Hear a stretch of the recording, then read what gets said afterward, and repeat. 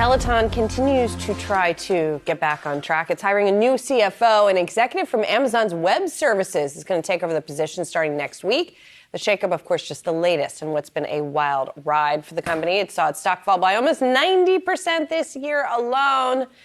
And, of course, Saz has a take for us on this one. Yeah, before I get into this, I'll note this is another poach job from Amazon in the post-environment of Jeff Bezos as CEO. GameStop has got a ton of Amazon workers they have hired over the past year. But on this one, this is Liz Coddington coming in June 13th as CFO, replacing Jill Woodworth. And I would say this is the second most important hire by new Peloton CEO Barry McCarthy since he took over in February. The first one came in early March, I believe. He brought in a new supply chain person, which is very important right now because they're sitting on a ton of unsold bikes and treadmills. So again, you'll have that new CFO come in there.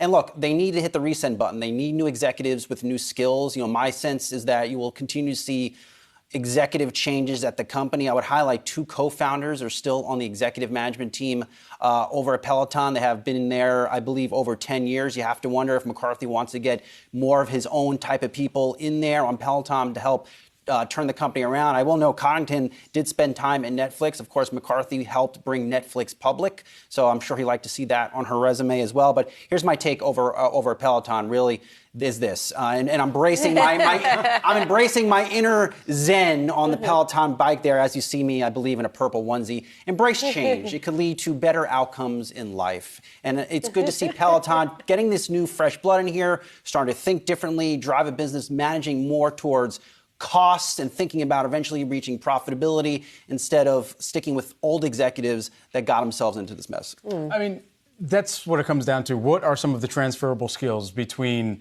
Amazon Web Services, between being able to have that history over even at Netflix, and bringing that into Peloton beyond just the fitness on-demand platform that they are that uses the cloud heavily? You need a focus, I think, at this point at Peloton over the next, let's say, 2 to 3 years, a CFO to push back on the rest of the executives at the company, justify these expenses. If you want to grow, if you want to push this company forward, I need to see what the potential return can be. That has not been the case at Peloton over the past 5 years. They have not gotten that pushback. Right. They're going to have to justify the expenses for a lot of the instructors, too, which who knows what those contracts look like. Big money. Yeah. Brian Zazzi's take there on the day.